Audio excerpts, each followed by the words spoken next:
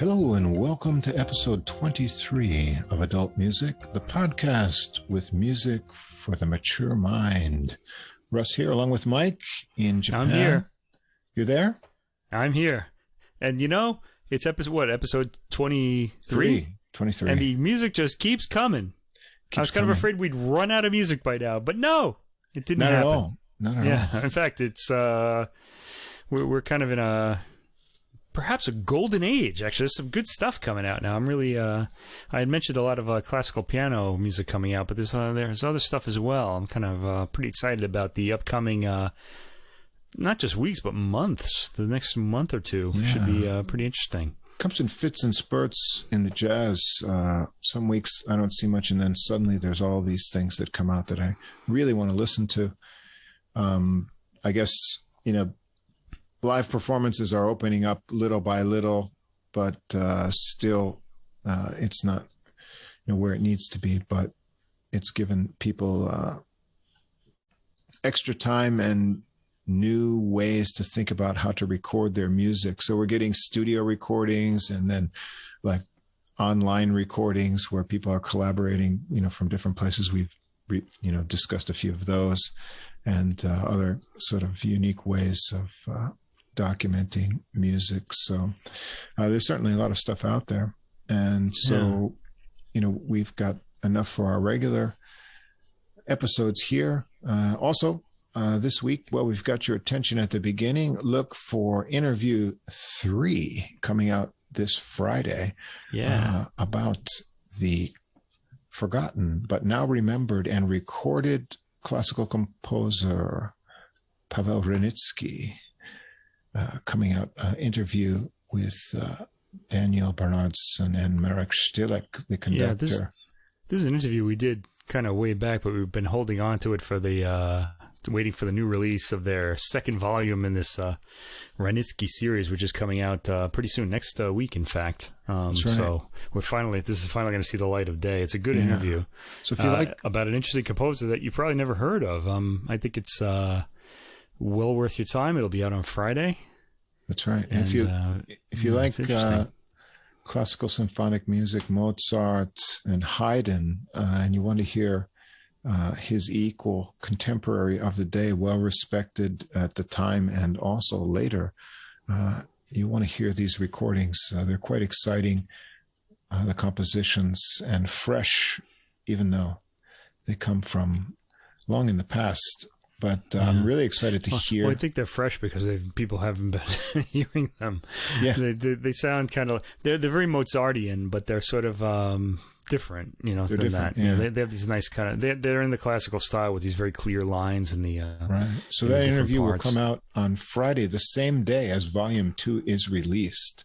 So you can get the insight in behind the recording right from the conductor, Marek Stilek, and then the man who has made Ranitsky his passion and mission to find the background information and scores of this music and get it performed, Daniel Bernardson over in Sweden. And you can hear their story and lots of insight into other music as well. So look for that on Friday morning Japan time. That'll be Thursday night in the U.S. and a little bit after that in Europe. But we're looking forward to getting that one listened to because we've been holding back on it for the Naxos release date. Yeah. Okay, so we'll hear that on Friday. Yeah. But for today, I have to say, this has been a very enjoyable week here in This is a good here week in Japan for us, for us, not for everybody. No. The Olympics is happening soon, and that's really in the news all the time. And it seems like just this one catastrophe after another. It's happening. A comedy of errors. It's a comedy of errors. Now I'm laughing just because I'm having a good time. There was a good joke in The Onion, by the way, where they were talking about spectators weren't allowed to go into the the venues or to see the events. They had this one comment in the Onion where one guy said, "Just to be extra safe, I'm not going to watch it on TV either." Yeah. It was fantastic. That sounds like a good idea. I've got too much music to listen to anyway. Yeah, so, well, that's what we do. We watch, we listen to music basically. No synchronized swimming for me. And what a fantastic week of music listening this has been. I have 3 classical picks that I enjoyed a lot. I'll just kind of give it away right at the beginning. And also 3 jazz picks I liked a lot too. I really like these jazz ones. Russ's side. These are great. Before we get into all this, listeners, remember that in the episode description, you'll find links to all this music that we're going to talk about on Spotify and Apple Music.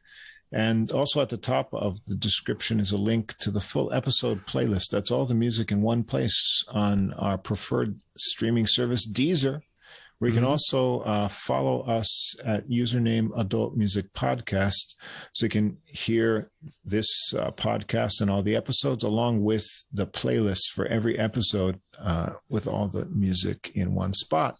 If you can't see that full description on whatever app you're listening to, come over to our host site, Podbean, where all the links are easily accessible. And if you enjoy the podcast, please do follow or subscribe to us on whatever app or platform you're listening to. And if you give us a ranking or write a review, take a few seconds. It's going to help us get listed in the browsing category recommendations, which helps us grow our audience. So we'd appreciate if you take a few moments of your time to do that. And if you'd like to contact us directly, if you've got any comments, good, bad, any questions, we'll be sure to respond. Our email address is adultmusicpodcast, that's all one word, @gmail.com.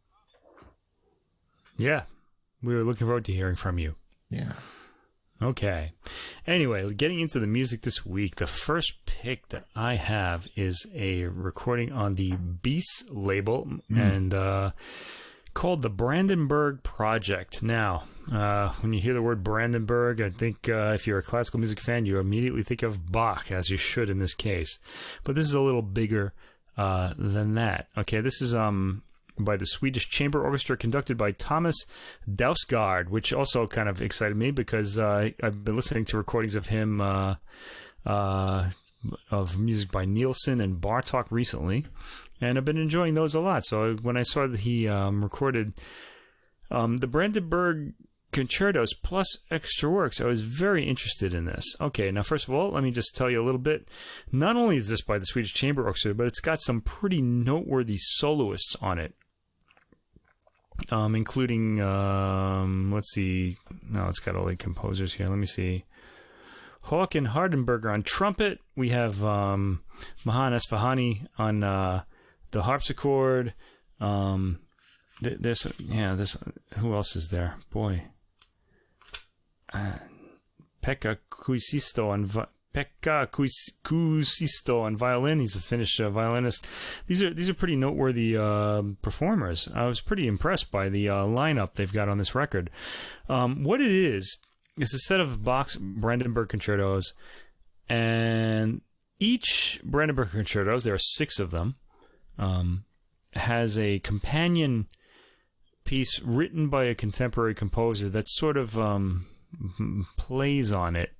And I was pretty intrigued by the idea, the whole, the list of names they got on this recording, the newer works, and of course the Brandenburg Concertos. Now, I don't know about you, but the Brandenburg Concertos is one of my favorite sets of works in the entirety of music history.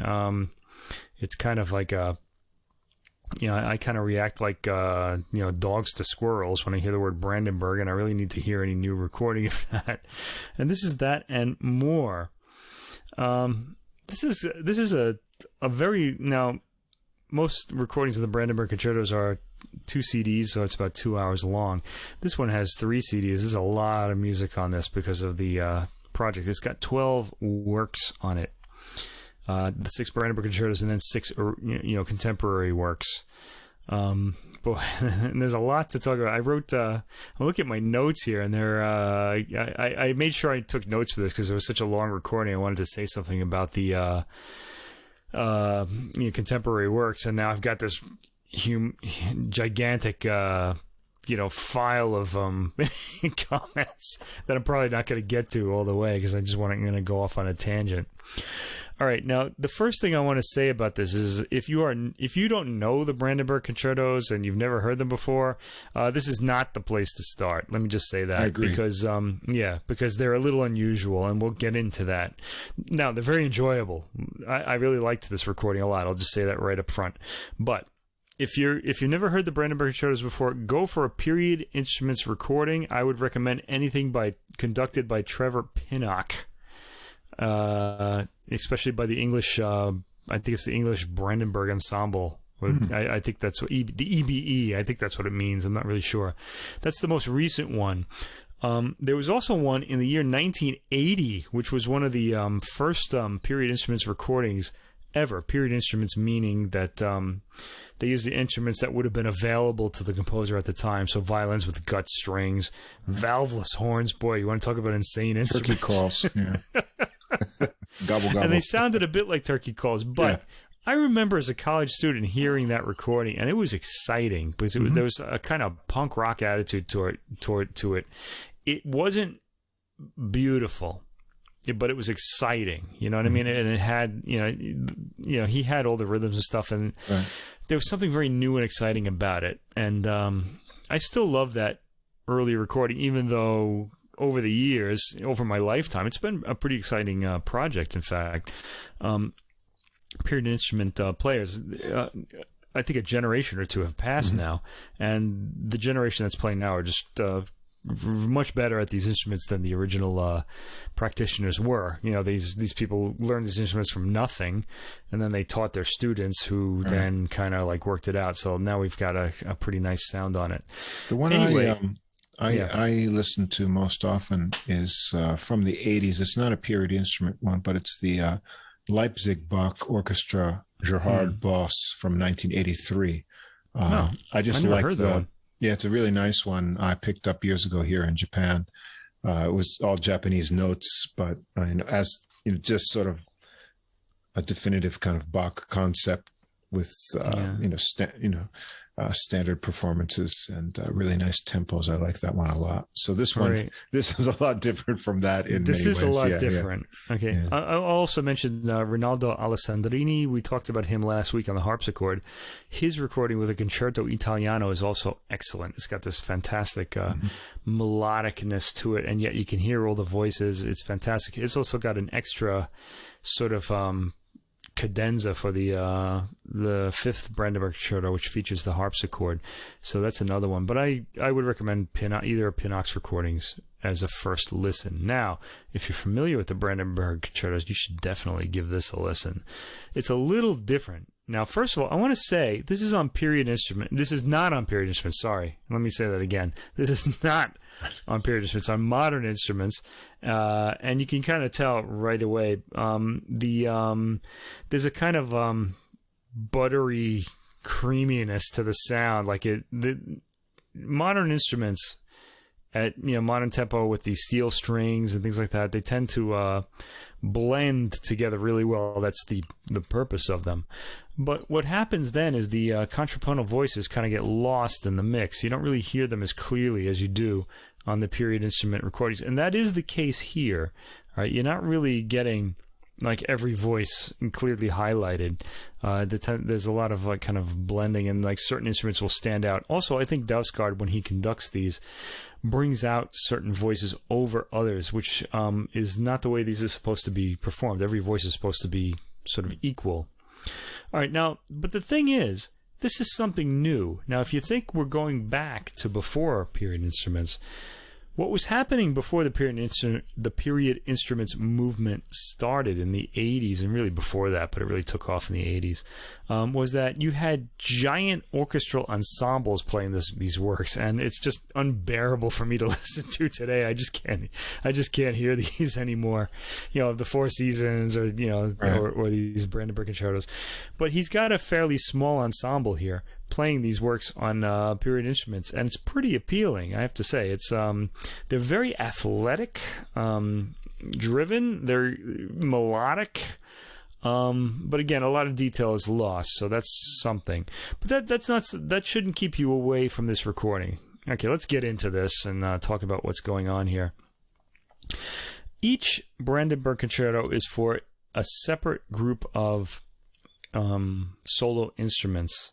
And on this recording, the soloists on each Brandenburg Concerto are also the soloists on the work by the contemporary composer. It's pretty interesting. So it means each Brandenburg Concerto has a different sort of profile, as they do anyway.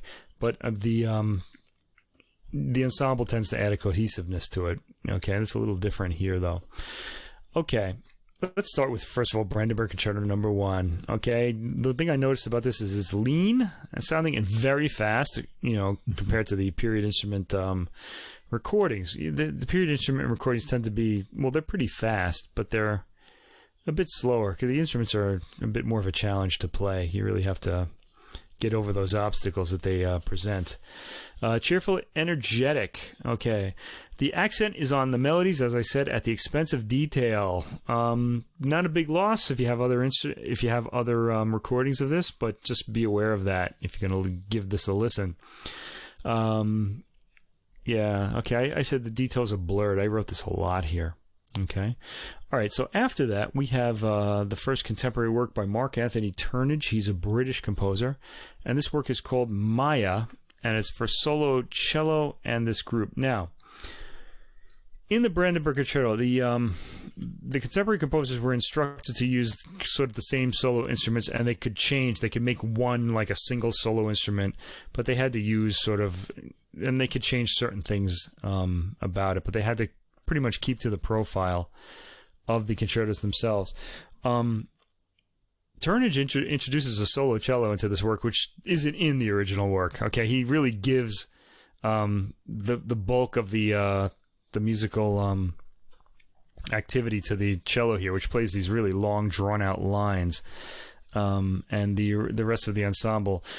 In Bach's work, there's a lot of contrapuntal activity happening, and all the instruments are absolutely equal. Not the case in the Turnage work. Okay, so it's for solo cello. The work is called Maya, and that is because it's composed for Maya Beiser, who is the soloist here. This is the only example in which she doesn't appear in the Brandenburg Concerto number 1 version of this, because the idea is that the soloist plays in both works, because there's no cello in that. By the way, Johannes Fahani plays the harpsichord in the first Brandenburg Concerto, which is kind of cool. All right, but the wind group is the same. I think, there are just these long, stretched out melodies. The cello sings its line, and the other instruments sort of comment on that. This work was kind of, I thought this was a pretty mournful work I have here. The cello line is pretty lugubrious, and it's a very listenable work. It's about 13 minutes long. It's in one movement.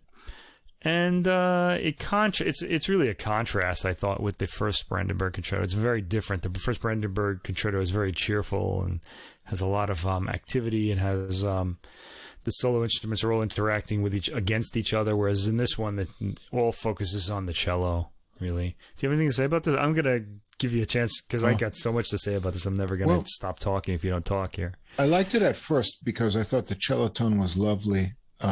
It's, as you say, it's a big contrast because it's kind of a brooding nature to that. However, I was waiting for something to happen, and it really didn't. It just kept that kind of, lots of sustained notes. So since it didn't really develop into much for me, I got sort of bored with it, as I did with most of these contemporary pieces. I've got some good things to say about some of the contemporary ones. Overall, I kind of liked the idea and the works. The thing is, they don't really, I don't know if they stand on their own, but in the context, they're pretty interesting because they're kind of playing with the... I'll save my comment on that for the end, because it reminded me of something that we've listened to before that took the same approach. So, yeah.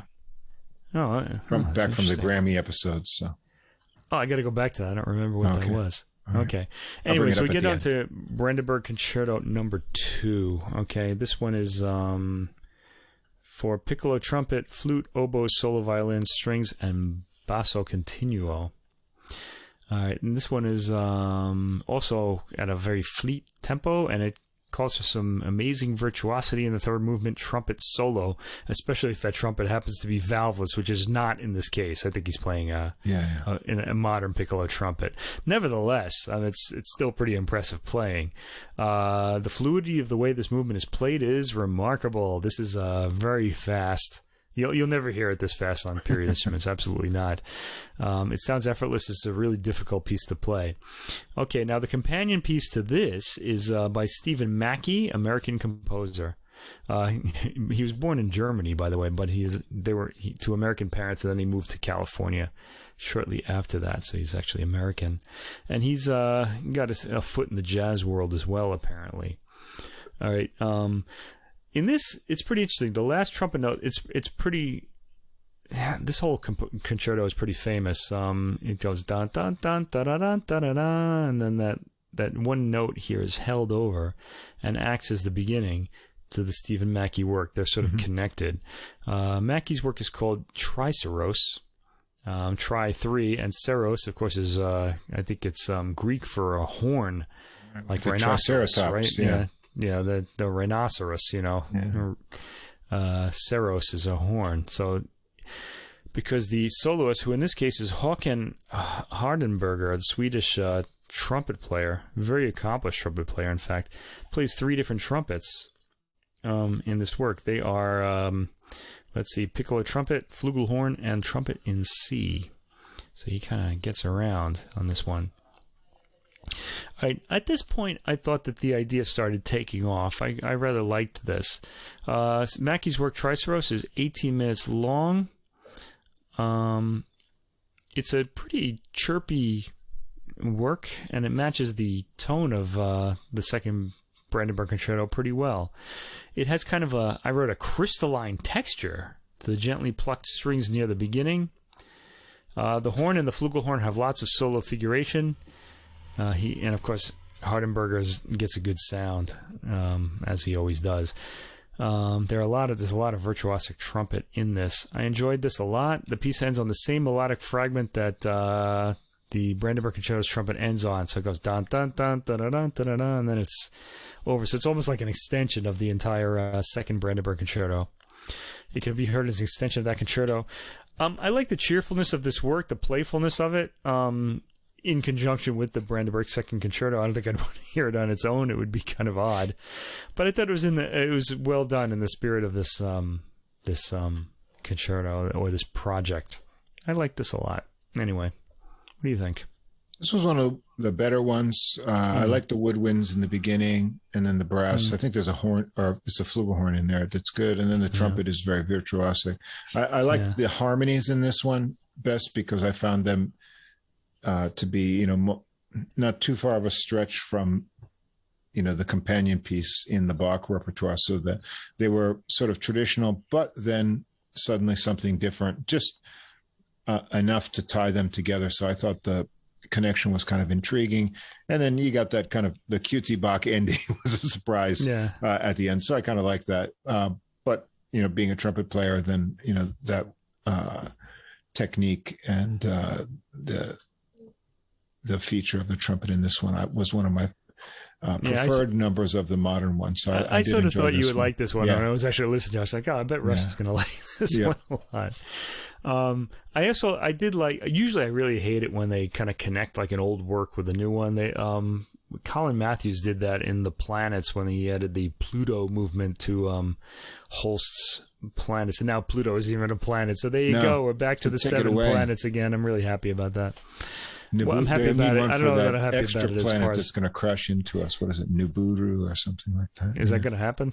I don't know. I'm not following this. Yeah, I'm not worried about Pluto, it. You'll be listening to some music when it hits anyway, so we won't care. I just hope Holst's Planets ends with Neptune, as it should. I didn't like that Colin Matthews wrote his Pluto movement. It's in a different style. That's a different thing altogether. Anyway, let's get away from this. Back to the Brandenburg Concertos. Number 3. All right, this one is mostly for strings, I believe, if I remember this correctly. 3 violins, 3 violas, 3 cellos, and basso continuo. Now, this is very short. It's one movement. Traditionally, it has this kind of intro to the second movement. It really doesn't have a intro to the third movement. It really doesn't have a second movement. But on this recording, and this is why you shouldn't pick this as your introduction to the Brandenburg Concertos, this is one reason. The composer Anders Hillborg, who is Swedish, who wrote the companion piece to this one, also provided a second movement to this Brandenburg Concerto. He wrote his own material that he's again going to echo in his work. When I was hearing this, I hadn't read the booklet notes first, and I was like walking around town listening to this on my headphones, and I heard the second movement. I was like, "What is this? I've never heard this before." Is this some new discovered manuscript? Yeah. No, it's not. It's like an intro, really. Yeah, well, Bach's original material is also sort of a very, very brief intro to the third movement. It's really not a second movement at all. But Hillborg just kind of wrote an extended sort of. It's very brief. It's like an intro to the third movement, but it's a little odd. You can tell it's not Bach. It doesn't really sound like him. So there's that, and the second movement that he provides for this Brandenburg Concerto consists of music in his companion piece, which is called Materia. Okay, this is also for solo violin and strings. Now, again, I want to point out, we had the solo trumpet in the second movement, the solo cello in Mark Anthony Turnage's work, and here we have a solo violin. Now, I find it very interesting that in Bach's concertos, he's really sort of obsessed with getting all of the solo instruments to be equal. All right, he gives like everybody a chance at all of these like Brandenburg concertos. You could almost think of it as the American ideal, except that he was German, so go figure. But these composers are writing these concertos. It's almost like they can't conceive of a concerto for more than one instrument. They're all sort of doing their concerti for a single instrument. They're really focusing on one voice. Okay, now was this the one? Let me see. Oh yeah, this is the one for strings. Okay, so this one started in a really interesting way. It starts with tuning, orchestral tuning, and then there's a little chatter like between the instruments. And then you have some scales, practicing, and then the whole thing just kind of starts getting louder and louder and louder until it gets this big crescendo, and then like the music making really starts. And I rather enjoyed that. I thought it was kind of clever. I thought that was pretty cool. This one, it uses a lot of figuration from Brandenburg Concerto 3 to indicate its inspiration. You'll recognize this when you hear it if you know the Brandenburg Concertos very well. It's a fun piece. It has a lot of humor in it. And the thing I like the most about it is that there are 2 cadenzas, and the cadenzas are completely improvised by the violinist in the first cadenza. He just the violinist. I should mention this guy's name. This is Pekka Kuisisto, Finnish violinist who the piece was written for. Okay, and his whole sound was instrumental in putting this together. Also, the fact that he could improvise the second movement. He comes up with a very interesting improvisation, or a very interesting cadenza. I really enjoyed it a lot. It was kind of it was pretty compelling. Okay, a lot of timbral variety. Bowing the instrument, plucking the string, playing sul ponticello, and other effects. I was kind of impressed by this because, strings can get kind of gray sounding, and he really doesn't. He really keeps the interest up. The fun is really in the first, third, and fifth movements. There's a constantly changing rhythmic profile, a nice elongated soaring line in the third movement as the centerpiece. Okay, the fifth movement returns to the fun rhythmic patterns and ends that way. The fourth movement introduces a cellist as well, who's also improvising part of this cadenza. So it's a pretty inventive work. I like this one a lot too. These were my 2 favorites. This one by Hillborg and the previous one by Mackey. I like these 2 the best, really. Okay. Do you want to say anything about that before I go on? This one was kind of interesting for the modes. It gets into some kind of Eastern modes. And it seems like a voice-like thing in there too. That's kind of interesting. Although I found in the beginning the strings were kind of abrasive to me, but the Contender 2, I liked sort of the bass-like solo in there. It was kind of interesting. It was okay. I preferred the Mackie to this one. Well, I like this one. Yeah. I like them both, really. Yeah. Okay, Brandenburg Concerto 4, my personal favorite. It has winds in it, mostly flutes.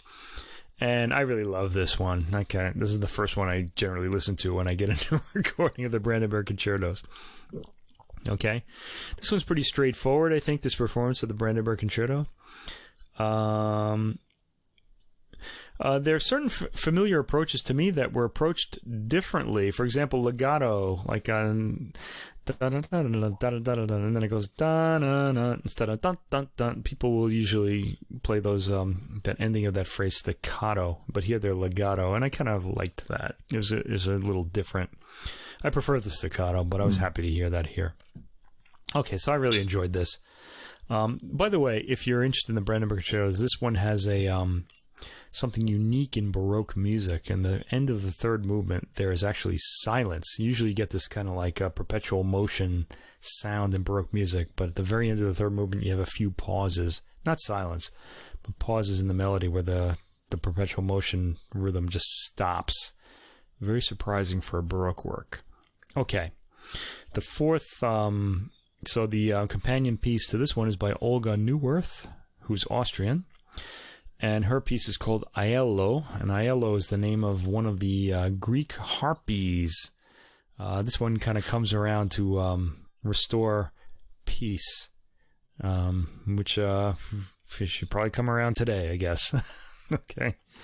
The harpies were these kind of fearsome kind of people who would, these kind of like beings who would just constantly bother people who have kind of committed some I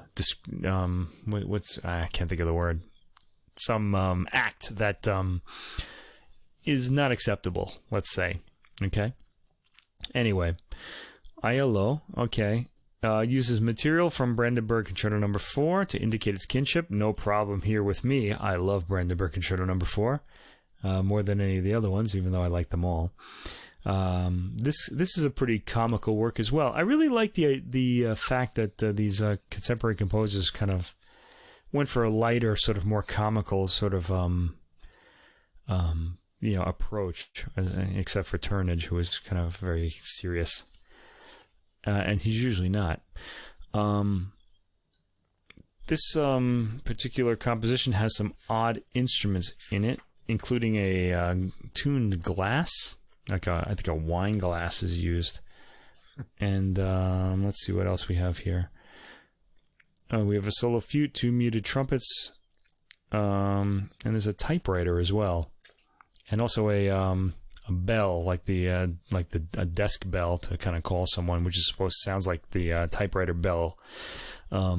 Those of us who are, I like this. One of the things I like about this is that people our age have probably used typewriters. You know, we were around before computers came around, so we remember all the sounds that they made, the clicking sounds, and the bell when you reached the end of the line. You had to move the whole cartridge back to get to the beginning of the piece. Okay, the beginning of the the margin, the left margin of the paper. Okay, this is subtitled as a ballet mécanique, and it does have a mechanical sort of rhythm to it. It mimics the modal rhythms of Brandenburg Concerto No. 4, but where Brandenburg Concerto 4's flute melody arches and the rhythm is in the perpetual motion common to Baroque music, Neuwirth has calculated the orchestration and note values to provide a lurching, circus-like atmosphere. This was okay. I thought that was okay. The slow second. Now, by the way, this is the first contemporary work of the contemporary works that has multiple movements. This one has 3 movements in it, like Brandenburg Concerto No. 4, or does it? Oh, no, that's not true. Wait. The other ones have multiple movements, too. Hilberg had multiple movements. Yeah, I missed that. Sorry. I kind of should have mentioned it then. Oh, well. Anyway, but we start having multiple movements with Hilberg, and this one continues that. That's what I should have said. Okay. There's a lurching circus-like atmosphere to this. The slow second movement has eerie strings, and the third movement returns to an off-kilter mechanical rhythm. This one, it's good. I mean, I just like the Brandenburg Concerto 4 so much that I kind of like I didn't find this one as appealing, but I did like the certain sounds, like the bell sound and the glass, the wine glass sound, played with the wet finger around the rim, and the typewriter kind of clicking every once in a while. The whole Ballet Mécanique reminded me a little bit about George Antheil's Ballet Mécanique piece. So it kind of put me in a good place. I thought it was okay. I didn't like this as much as as the second and third, but it was okay. I liked this one too. Yeah, for me, I couldn't wait for it to be over. It's just a distraction. Oh well. Yeah. By this time, I was becoming weary of this sort of programming, which I'll get to when we get to the end of it. Oh, that's too bad. Yeah. Okay. Brandenburg Concerto 5, the big work for the harpsichord, has a big harpsichord solo in it. I think the solo isn't really too. Well, he must play. This is Johannes Fahani playing this solo, by the way. He's very good.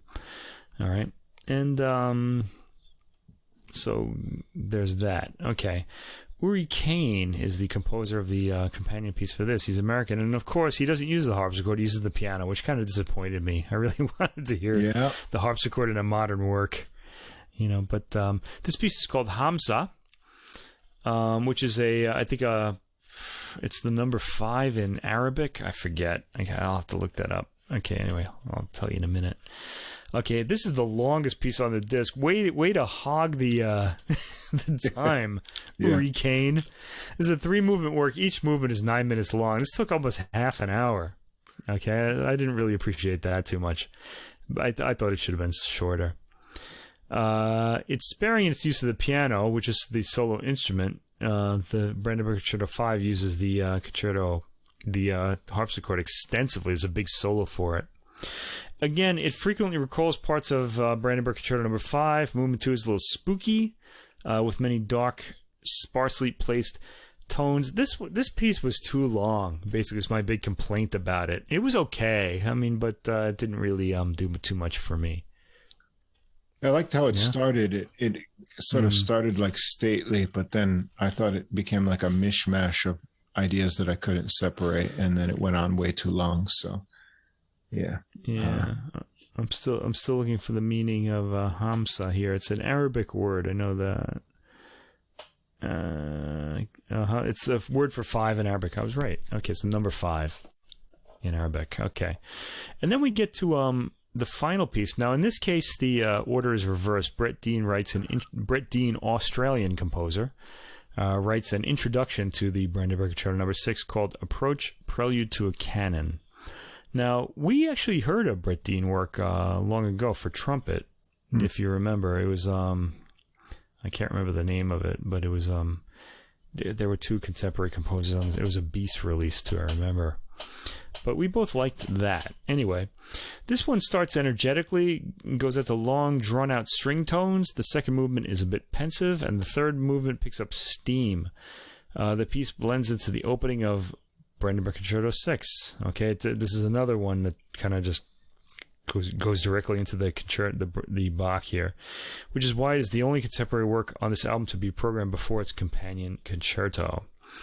All right, so it's sort of an introduction to Brandenburg Concerto 6. This performance of Brandenburg Concerto 6 by Bach I found to be a little unusual. There are certain voices and the strings are highlighted. Usually they're all very equal, okay? But certain Dausgaard has the certain string voices highlighted, giving this performance a unique sound among other recordings. It doesn't sound like any other recording of the Brandenburg Concerto. And I prefer period instruments here. I liked hearing this album, I have to say. So my overall sort of assessment of this 3-disc set is that it was really fun. I really enjoyed the kind of like creativity of the whole thing. I liked the ideas that the contemporary composers came up with. They're not really anything that's gonna last. They're sort of ephemeral, but I thought they were creative and sort of it was just a fun listen. So it put a little lift in my step for this week. Anyway, take it away, Russ. I know you got something to say about this. Yeah, I'm going to be the Ebert or Siskel, the thumbs down on this one. That's what we're here for. That's why there are two of us. It's just the way that I guess when I'm in the mood for Baroque music, that's what I want to hear. And I have no problem with... I'm like that too. I have no problem with a different interpretation of something like Brandenburg that's been recorded so much. I mean, why bother re-recording it if you're not going to do something different? And so I was surprised by a lot of the tempos or, different phrasing and things in this recording, which was all fine because it's variety and doing something. But for me, when I listened to this, it brought me back to something. I think I don't know if this is a trend or if it's a new approach, but it reminded me of this album we heard that got a Grammy nomination for chamber music, The Healing Modes by Brooklyn Ryder. No, I conveniently forgot about that. Which was, this was Beethoven's String Quartet number 15, which was broken up with contemporary compositions based on the so-called healing theme of the Lydian mode. And so you had this, Beethoven work and then interspersed all of these, sort of modern compositions. And I felt the same thing here. I seem to recall that healing theme made me sick. Yeah. So that's how I kind of felt with this. Sandwiching contemporary works is more distracting to me than it is informing because I'm in a different headspace when I want to listen to Bach and when I want to listen to modern music. And yeah, that's true for me too, generally speaking. Switching the type of sort of, approach or, mental space I need to be in is not something I can do well within one recording. And so it is not so much. I tried to give, each one of these pieces a fair shake, but I can't do that kind of code switching so well. So then when I went back and I just listened to the Bach pieces so I could see how they were different and compare them to other recordings that I know. And I didn't want to come back to the contemporary ones. I wouldn't say that they'd be bad, but I would just need to be in a different sort of thinking realm. And I really don't like, I understand what they're trying to do and I understand the relationship, but as far as how I listen to music, it just doesn't work for me. So, yeah. All right, there you go. But in my opinion, I think that these works, these can't be listened to as just the Brandenburg Concertos. They don't really work like that. They really are performed as a sort of with their contemporary companions. I kind of imagine them holding hands if they were people or something like that. Yeah. I would recommend, if anyone wants to hear this, to listen to them, the concerto with its companion piece, and then you could stop there. But don't just listen to one Brandenburg Concerto and then come back later and listen to the contemporary piece that is its companion. I think they have to go together in order to get an idea of what's happening here. Also, most of the composers took a kind of lighter sort of approach, and I really thought that made it listenable. That's my opinion. I enjoyed this. I liked it. Anyway, there you go. Recommended by me. Perhaps not so much by Russ. It's a lot of work to get through this whole thing. It's a long recording. Split it up. That's how I say it. Yeah. I just want to say, when I was thinking of when I first got this, when I was programming it, I gave it to Russ like about a month in advance, saying you better get with it too. Yeah. Because we're both working now, and it's a long recording, and I thought it was going to take a bit of work to get through. So there we go. We finally got to it. Anyway. Yeah. I personally recommend it if you already know the Brandenburg Concertos. If you don't, give it a miss and just listen to the Brandenburg Concertos, because they're life-enhancing, and you're just missing out if you don't know these amazing Bach works.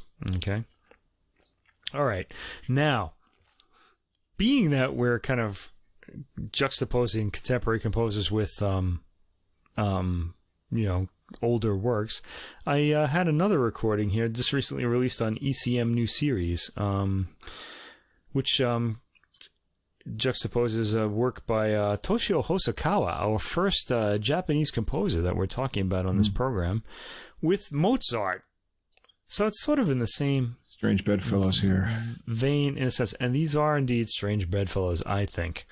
The performances by Momo Kodama, the Mito Chamber Orchestra, conducted by Seiji Ozawa. Now, when I saw that name, Seiji Ozawa, I was like, is Seiji Ozawa still conducting? Because I'm pretty sure he's not. And it turns out that I am correct. This recording this goes to was 2006 or something, isn't it? Yeah, it was made in December 2006, 15 years ago. Was it ECM, then? what are you doing sitting on this recording for 15 years? Yeah. Okay, it was just released recently, in recent months. Okay. But anyway, I saw an opportunity to get this in and to hear a work by a Japanese composer, which I sort of want to let people know about, because they're quite good. Okay. Anyway, let me give you a little background on this, because we need to understand what's going on here. I actually heard this the first time I listened to these recordings. I just kind of put the headphones on and just listened to them without reading anything about them, because I want to get an idea of what they sound like. And I couldn't figure out why these two works were on the same recording. They sound very different. Please tell me why. Well, I'm going to tell you now, because I read I then went to the booklet notes and found out. This work, okay, Toshio Hosokawa, he's a contemporary Japanese composer. His work on this disc is called Lotus Under the Moonlight, which sort of sounds like it could be a woodblock print, really, title. Yes. It's such a cliche for Japanese culture, but there's more to that. So we shouldn't just dismiss the title as some sort of pictorial thing here. Okay. It was the work was commissioned for the Mozart anniversary year of 2006 by the Norddeutscher Rundfunk. And we should mention that Hosokawa studied in Germany, as many Japanese composers do. They seem to like that German rigor. Okay, you would think they'd be more French style. No. They need the timbre, structure. but no, they want the structure. They like the structure a lot too. So most Japanese composers kind of take a German approach, and there's a lot of history for that here in Japan too. The first music school established in Japan was by German teachers, so there's a lot of that as well. Hosokawa was asked to choose a favorite piano concerto by Mozart and write a work of his own with the same instrumentation, which, by the way, he doesn't do. We'll get to that in a minute. Okay. And he had to recommend a pianist who he recommended Momo Kodama, who's recorded a lot of his works. Okay. She seems to champion this composer, as well as Takemitsu and other sort of composers as well. And he chose the A major piano concerto number 23 by Mozart in A major, K4088, and especially the slow movement. He made the slow movement in F sharp major his starting point, and his work starts with an F sharp major note, and that's about all the similarity you're going to get. I actually listened to these. The second time I listened to this, I listened to only the Mozart slow movement, and then I put Hosokawa on, and there's just no real, except for that one starting point, there's like nothing in common with these works. Hosokawa's work is a very contemporary work with nothing in common with Mozart.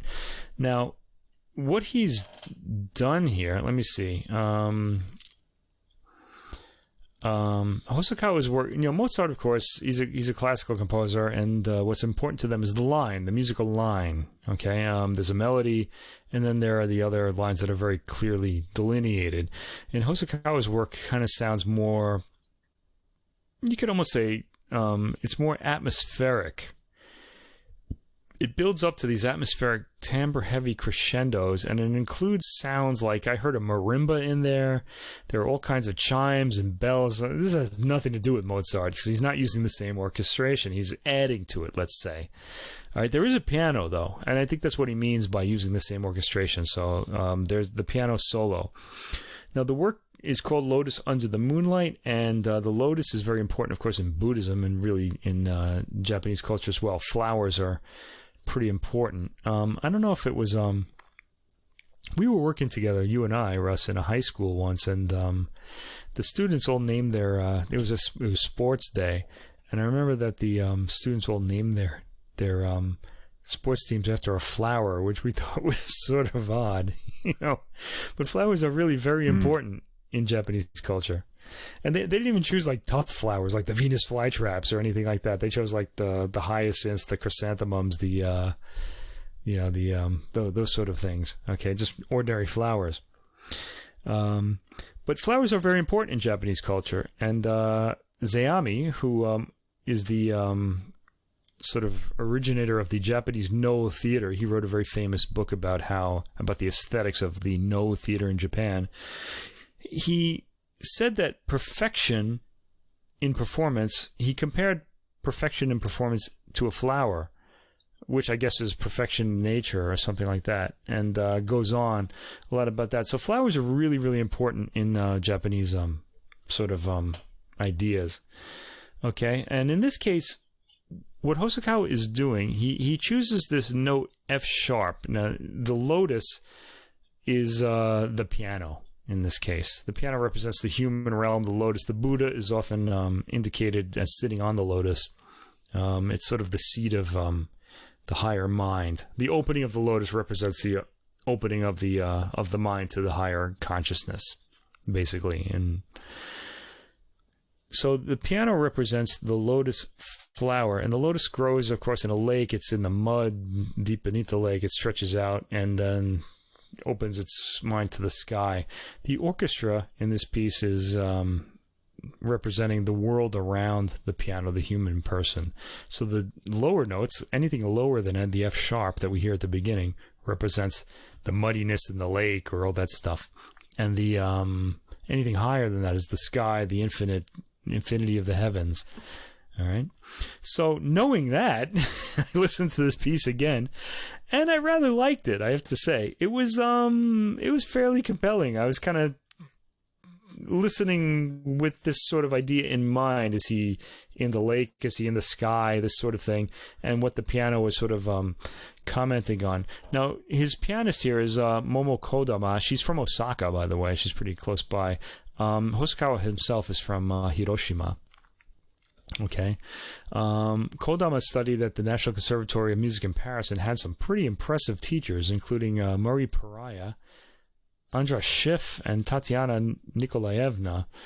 Now, she's got a very particular sound. It's sort of the word that they use to describe it is crystalline, and it does sort of have a sense of this glassy, see-through to the rest of the orchestra sort of quality to it. Let me see. Okay, there she plays. So she really blends with the orchestra very well. There are piano chords and scales carefully placed like objects. Yeah, it's almost like the piano is sort of placed into the score, sort of like to sit on it, sort of like it's some sort of sculpture. I almost felt like. The work itself is atmospheric. There are crescendos, then it fades, gentle waves of sound that are suddenly upon you. To be honest, though, it's sort of it's not empty. There's a real content to it. So there's I guess that German rigor that he studied really it had some effect on him. This isn't an empty work. It's worth hearing, I think. I liked it. When you hear it, though, think about the piano as the person and the orchestra as the surrounding world. The lower notes are in the lake, the higher notes are the sky, and I think it's kind of interesting that way. Now, the following work is the Mozart Piano Concerto, number 23. Kodama plays that. It's beautifully played, actually, but in the first movement, Kodama seems to be most comfortable in the really fast figuration, which I often find with Japanese pianists. They really like the technique. They show that. But there's a lot of the emotional elements that are only like kind of half realized, and especially the humor. There's a lot of joy in Mozart's music that a lot of pianists don't put across. And she knows it's there, and she does it, but it's not quite as cheerful as it could be, as I've heard in other recordings. So I thought this was a very good performance, but not great. This isn't something I would turn to if I wanted to hear this work. The second movement is lovely, the inspiration for Hosokawa's work. And And again, the third movement goes back to the fast figuration. I want to say, though, much as I wouldn't really, this isn't really a go-to recording for me, I did like this a lot more than the Life over Ansnes recording that we heard a few weeks ago. Not of this work. He didn't record this one on that album, but that's coming up for him on the next volume. I feel like this one's better than that. But again, I would go for Murray Pariah or people like that in this particular work. There are others that are a lot better. I like the Hosokawa work. I think you should give it a listen. That's all I really have to say about it. Yeah, have to color me third eye blind on the Hosokawa. I was lost in the... I think you didn't have the notes. No, because my own personal notes just included, murky mire. So I guess maybe, You got just the mud part. I was stuck in the mud. Stuck on in this the mud. one. Yeah, I didn't really care for this piece very much. I think I had an idea what he was after, so I sort of enjoyed it for that reason. I hope I explained it clearly enough for listeners to be able to kind of get an idea, get sort of way to listen to it. Yeah, I couldn't achieve my enlightenment in this one.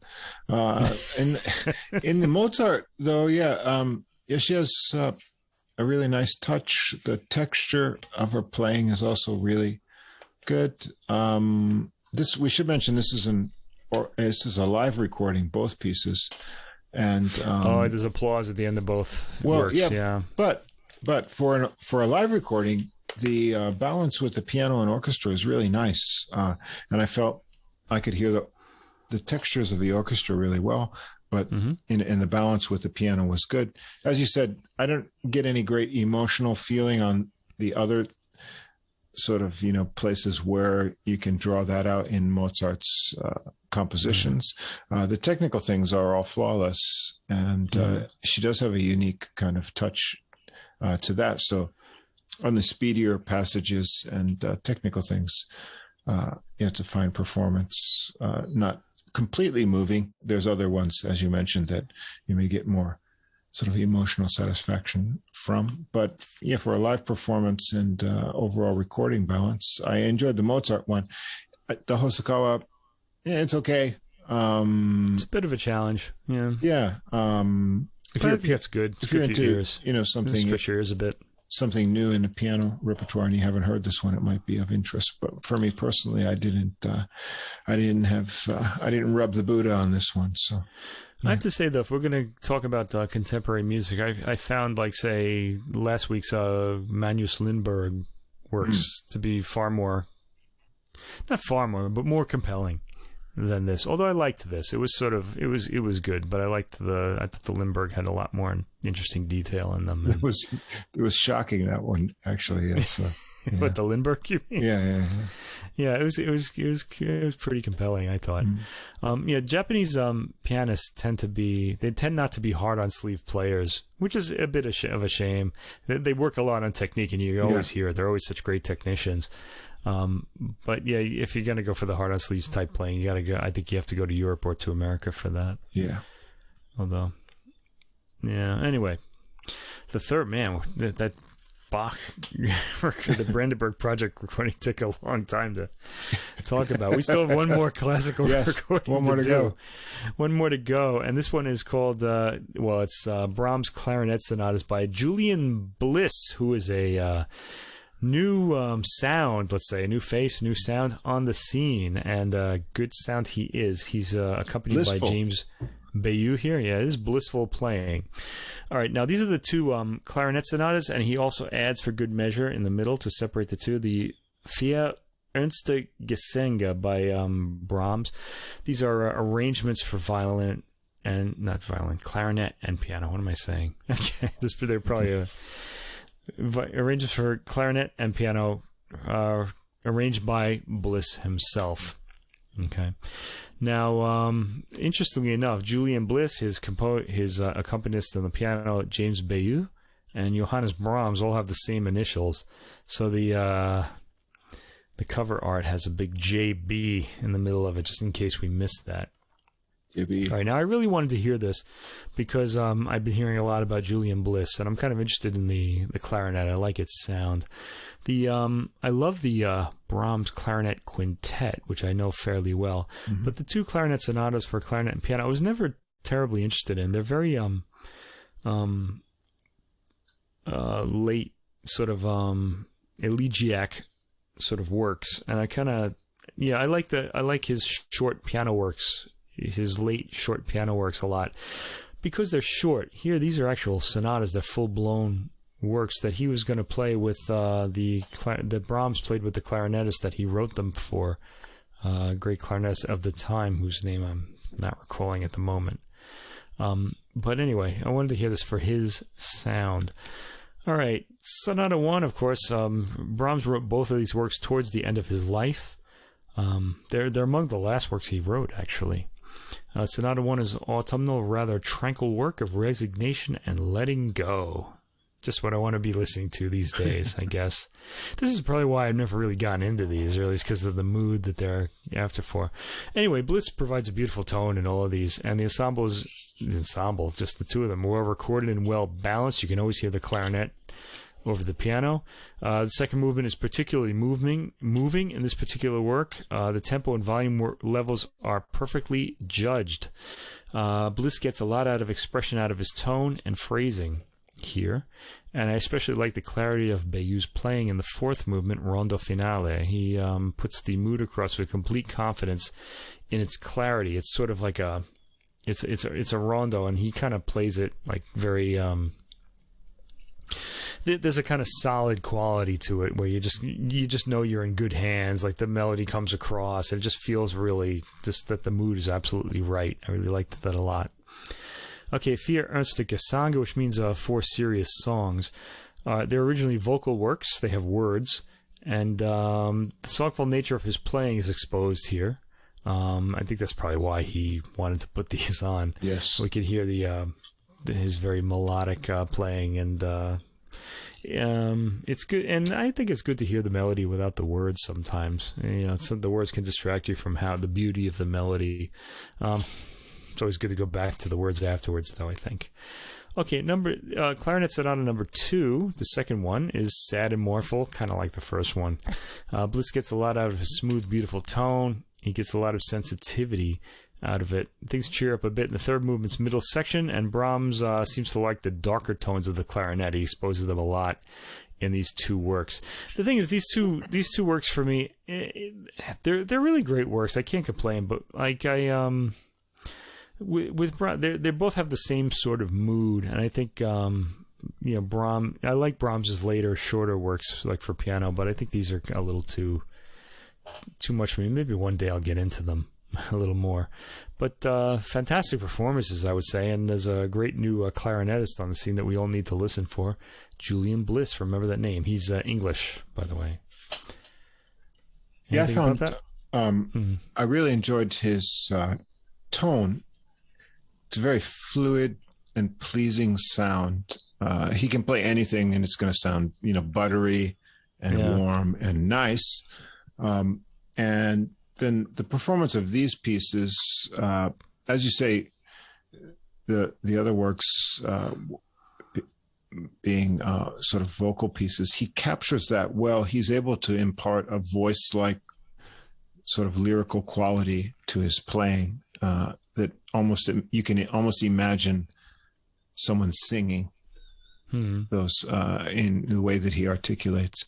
And then the other thing I liked about these is that he takes very unhurried tempos on these pieces. So it's very relaxed performance, which made them more enjoyable to me, because I felt there was no sort of rushedness or sort of unneeded push through them, which works with his tone. So although I've heard these performances before, and they don't I can't remember the recording, but I've heard these clarinet works before, and they didn't stick out as my favorites, but I liked them here, and I enjoyed the sort of relaxed journey through them. And because of that relaxed sort of quality of them, I keyed into the interaction, between Baillieu and Bliss, and I thought that they really have a good communication together. The interaction and interplay between them is spot on and really enjoyable. So I enjoyed that. It's not just an accompanist and a soloist, but I felt that they had a really good synergy in the performance, and I found it quite relaxing, which made me think and listen deeper into them. So I listened to this one a few times, and clarinet, not one of my personal favorite instruments to listen to normally, but I really did like that, and his appealing tone made me enjoy these pieces more than I would have maybe with another performer. So really good. And for me, not a huge clarinet fan in classical usually, but then I got my appreciation for clarinet up, and also listened more deeply to these Brahms works. So I enjoyed them, and I think anyone who likes something on a small scale and a beautiful tone with woodwinds will like these. Yeah, I think these two Brahms works are a little, I think, too personal for me. And this might be the, I don't want to say they're the best recording I've ever heard of them, but they're probably the ones that got me a little closer to this music that I haven't really kind of attached to. I love, Brahms is one of my favorite composers, really. And these two Clarinet Sonatas, they're a little, just the whole, personal secrets sort of quality of it, of an old man, sort of, in this case, just never really kind of connected with me. But here, more than ever, I'd say they did. So I'd definitely give this a listen. Oh yeah. It was a really nice clarinet sound. I mean, it's one of those instruments, I think a lot, with woodwinds, the player imparts a lot on what the timbre is going to be like here. And Bliss's tone is really intriguing and draws you in, and doesn't fatigue you at all, and brings out the richness of the instrument. The phrasing is great, and then following the Brahms lines through the pieces. It's a really nice journey. He had a great teacher. He studied with Sabine Meyer of the Berlin Philharmonic, who Karajan sort of championed back in the day. She's one of the great soloists of the late 20th, early 21st century. So he's got good credentials too. That's probably where he gets that tone from. Yeah, it's really nice. Yeah. I'm looking forward to future recordings from him. Anyway, this is worth a listen, especially if you like the works. Yeah, check it out. It's a good one. All right, on to jazz. I'm really into this week. This is going to be great. It's a good week for jazz for a number of reasons. One is we're going to check out some old friends. By that I mean like people that we've looked at and come across on adult music so far, and they're back again. And that we liked. That we liked in various combinations. And then a rare one for me, because I've got two vocal selections here, which I don't go for very often. Just because, not that I don't like vocals, but I'm very picky, very, very picky about jazz or any kind of vocalists. The voice, listening to a voice is the most personal thing to me, more than an instrument. Of course, an instrument is like a voice, but it doesn't say words, it's kind of... but it's like that. But, if I'm going to listen to someone's voice, I would think, I don't know, but if you're going to consider a romantic partner, for me, when people say list their criteria, I often surprise people if they ask me this question. I said, well, in my top 3 is voice. They said, what? That's interesting. Yeah. To me, it sort of equals looks, because you get used to someone's looks very quickly. I mean, looks is usually like yes or no. Is it clear the barrier or not? But voice is something, if you're going to associate with a person, you're going to have to listen to the tone of their voice for a long time. And if it's an irritating thing, then no matter how good they look, I mean, I've never had great eyesight, but my ears have always been good. And so what they sound like to me is just as important as what they look like. And so it's maybe funny, sound is important to me as well, but not in the way you're saying, really. But I do kind of notice certain. So that's why I know a lot of the sort of touted and newly recognized and Grammy nominated and other vocalists I really have no interest in listening to. But some of them, some of them that we like. Yeah. Some of them I do like. Make no hiding of my love for Catherine Russell as my we favorite both love Catherine Russell. And I really like Diane Reeves a lot, but there's some others that have come along that I just find quite irritating.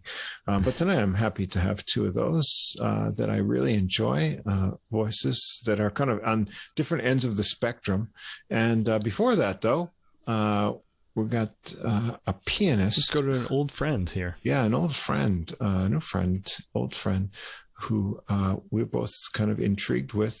And I've been waiting, knowing that he's going to come out with something new, and he finally has. And that is the pianist Art Hirahara, with his new release on Positone Records called Open Sky. And Hirahara is a keyboard player, pianist, and also composer. Now he's based in New York, but he's originally from the San Francisco Bay Area.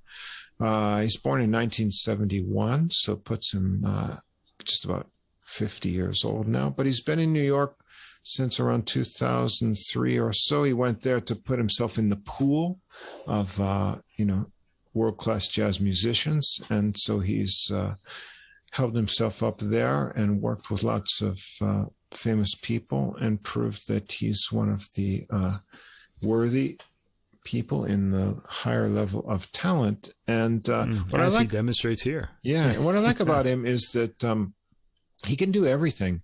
He's not confined to one style. He can do traditional jazz, which he shows on this recording really well, kind of progressive things, even into free jazz, up to avant-garde. And he has his own personal thing, which I think shows through in his original compositions. That's really nice. And so I've been intrigued on everything I've heard him play, and this one is no exception. This was really impressive. Yeah. Yeah, I like this. The sheer range of styles really got to me. Yeah, I almost like everything on this. There's a couple things I don't like, which I'm going to talk about too. Yeah, me too. But nevertheless, I was impressed that he got into these. Not with him. It happens with his associates. But this is his sixth release on Positone, and he's here with some other. Well, as I said, we've got some old friends here. We've got Boris Kozlov, the Russian-born bassist here, Rudy Royston on drums and percussion, a really nice percussionist.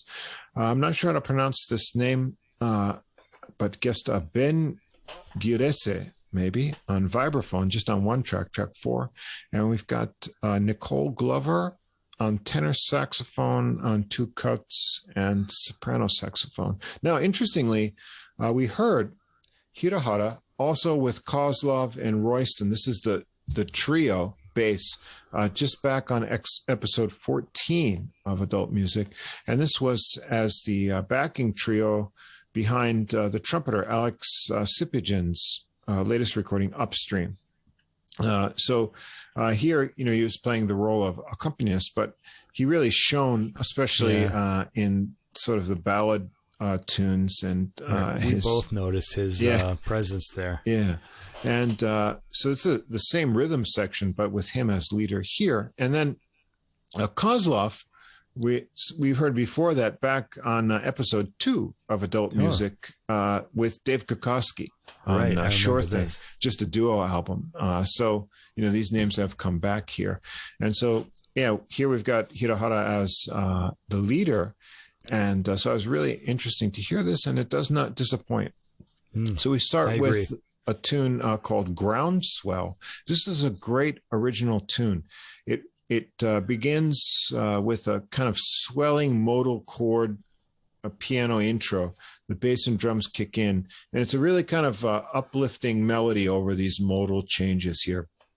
Then the drums and Hirahara's syncopation and phrasing, they keep this tune like driving forward. It's searching for something right from the beginning. And he has a really nice, intense solo that he rips into right after the melody. And then there's a little drum solo here, and he punctuates with some piano and bass chords in that solo.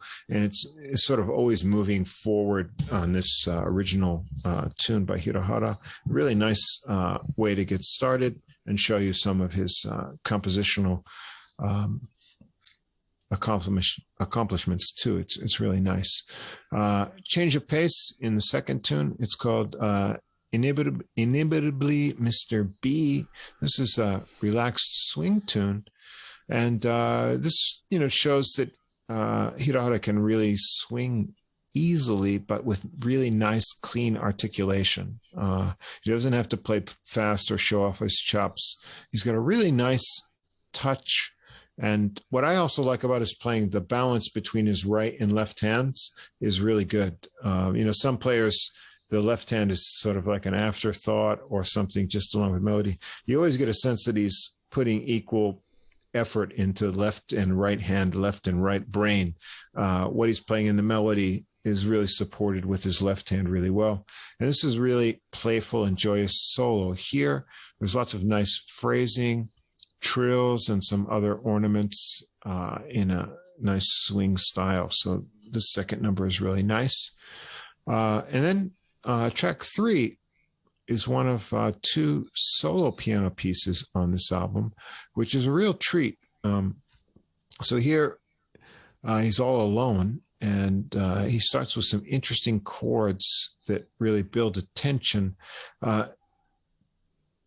The sort of progression builds tension that ends with these kind of happy cadences that resolve that kind of tension. So I liked that. And then when he adds in his solo over that, he gets some kind of chiming melody notes and runs over that progression that he established. But he always sounds really relaxed. And I really liked that. Really nice, relaxed playing here on Peony. The fourth tune is the title track, Open Sky. And this starts out with kind of a rhythmic repeating riff on the piano to start. And then, I don't know how to say his name, but Gillespie comes in on the vibes. When the bass and drums come in. Yeah. And this is really nice. This is like airy and really sky-like. If you think of open sky if you laid on your back and looked up, you would get this. But there's a nice kind of dancing bass line underneath all of this. And the vibes give like kind of a Caribbean kind of feel, like a steel drum kind of thing here.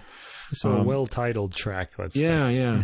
It builds just a little bit more intensity as the different harmonics sections of the tune come through. And then it kind of becomes suddenly quiet. And then Hirahara brings in some kind of like lullaby-like tones that are really like soothing. And now you're kind of, fading off. And there's a little bit of space there, and then a new beat is established in the bass and drums, and then Hirahara brings in this kind of like interesting cluster like solo of chords, some searching runs, and then it gets kind of percussive, and it slows down and gets dreamy again, and the piano kind of tinkles. There's some bass harmonics, but it's a very dreamy kind of atmosphere for the title track here. A very creative piece. I liked it. And I think this is where I think he shows, why the New York scene, there's, as Michael Ledon told us, there's thousands of piano players there vying for some space. Hirahara is a really good player, but he's also a nice composer, and he brings you these kind of different landscapes to put his music on. This is a really nice one, and there's some other ones coming up. The next track is Mia Bella, and this is a ballad tune, and this brings in Nicole Glover on tenor sax. Here, she has a really nice warm sound, and she plays through the melody on this tune. She has an interesting kind of a wavering vibrato with a soft attack that fits the tune well. And she builds a nice solo with intensity and quickening phrases here. And then she reaches kind of a more stately conclusion back into the melody, and it matches. Nice to have a sax on here. Track 6 is called Não Tão Azul, which I believe in Portuguese means not so blue. This is a breezy piano opening, and this is a really interesting. This is one of his original compositions. It has a very simple hook. It's a descending pattern of just seconds. So like not chromatic but an interval, but two notes next to each other on the piano that sort of descends and then it returns again. But he sort of plants this into your brain or your ear, and he develops this idea in a kind of intensity into accented section that the drums and bass feed into. It kind of relaxes suddenly and then heats up kind of over this Latin-y beat. And then Hirahara really chimes out some chords and rhythmic figures in his solo, developing on that theme. And they drive into the end, and then that accented section comes back with some intense drumming.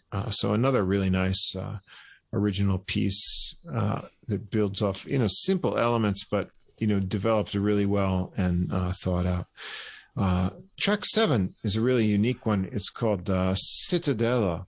And this is a really unique composition. All I can do is describe it. I don't have any of the notes for this, so I don't know what he was going for, but it's a really interesting journey. There's a kind of repeated fading piano chords that are like echoes. It creates a mysterious start. And then over that, he adds kind of like these wind chime sounding sparse phrases. Then there's a spaced out series of chords. And when I mean spaced out in time, not like mentally. Not drug induced. No, with a little bit of dissonance built in there. And then he builds a melody that repeats and grows each time. And he uses his hands together in an interesting way. This is very integrated. And then he works his way into the upper register later for this kind of mysterious chime sounds. And what I felt like is if you like used a virtual software to explore a place or something, this is kind of like a structure. It gave me the impression of going on a tour through a place that's like this. If it's like a citadel, you're like looking at some ramparts or walls, and then like an inner sanctum or something. And then I felt like the compositional structure was like showing me visual spaces that had different meanings or something. It's a really unique piece, quite different from other things. I have no idea what he was trying to do. That's just my impression here. Then the 8th track is probably the one I didn't like. Yeah, I thought this was kind of rough going myself, actually. It's called Together Apart. And so Glover is back here on tenor. And this, in composition, it's kind of like a post-bop kind of construction. And she plays the melody head. And then Hirahara kind of suspends the time for a bit and before it gets running with his intense solo, which is really nice. And then the sax solo comes in, and then the piano and bass drop out midway. And so she's kind of flying free harmonically, but then it gets a bit too wild and honky and just like over this kind of jungly drumming. And then there's a kind of a short drum solo, and they're back to the melody. But I thought that the sax solo was a bit too over the top and out of character for the rest of the pieces on the album. She's sort of going. It's not that it's free jazz. It's just that it's just too much unrestrained for the rest of the character of the pieces on the album. And I thought it just didn't match the rest of the stuff here. I always feel like when this sort of thing happens that the saxophone player is saying, "Oh, I can't say what I want to say with notes, so I'm just gonna shriek, make these sounds." Yeah, I thought it's just a bit. And I don't think you wind up communicating more when you do that, though. I don't know. Yeah, so I don't know what Yeah, it's kind of like a jazz freak out. This it's a particular freak track. out. It's sort of it's a free jazz freak out, but not really. Yeah, it's not really in the character of the rest of the album. No, so it could be cool in a different context, but here I thought, the only sort of spot on here that I didn't like, but then we kind of recover frame here. Number 9 is called Sunday Morning. Kind of unique drum rhythm to start this one. Hirahara comes in with some chord phrases that make the tune with these really big pauses between them. And then I really like the way he composes and approaches things. He comes back and then he connects the dots that he's laid out in your mind with those chords, with all these right hand phrases in a solo. So he sort of sets a map for you, like sort of almost like painting the stars in the sky, and then he'll make the constellations so you can see the pictures with his hand. That's what I felt like here. Ooh, nice description. Yeah, and then we get a bass solo, Kozlov. He's got a really great woody tone and phrasing, and then Hirahara reminds us of those chords that he showed us in the sky, the stars at the end. So I like that kind of layout. This is a nice tune. Track 10 is Weathered the Storm, and this is sort of a samba. And Glover's back this time on soprano sax. Her tone is, I wouldn't call it pretty. Not too many people sound pretty on soprano sax, but there's an upbeat melody here, and it's more of a real Latin jazz number. And Hirahara shows some really nice Latin jazz chops in his solo with some nice percussive attacks, syncopated chords. Glover keeps things more in the pocket here, and her solo is tight and then ties into the return to the melodies. So no more explorations in the free realm here. A little Latin jazz number. And then we get another gem on this album, the old standard, I'm Getting Sentimental Over You. And so here is another solo piano piece. And wow, this is a real treat. Hirahara shows his touch, which is really nice, and also his creative approach to harmony. He embellishes a bit on this standard. And then he also shows that, he has the whole rhythm section in his left hand here, because there's no help here. He gets some great bouncy swinging, creative harmonizations. You get a feeling, if you had art over to your house and you had a piano, you'd be set for the whole evening. And just call out any standards like this. He's got the whole package right here. I really like this. This is what I show. He can play all of these modern things and do a lot of things as he shows in the next piece. But yeah, he's got the Oscar Peterson and the Art Tatum studies there, and he can draw on that to just play something nice like this. This is a really tasty piece here. Yeah. Then we get something kind of cool. Track 12 is called Empathy. This starts out in, I believe it's a 10-4. There's a 10-beat pattern here. You can count it out when you listen to it. It's a minor riff and chords over a Latin beat, but it's going to soon change up into the time signature goes out there and the rhythm with it too for a while, and then it comes back.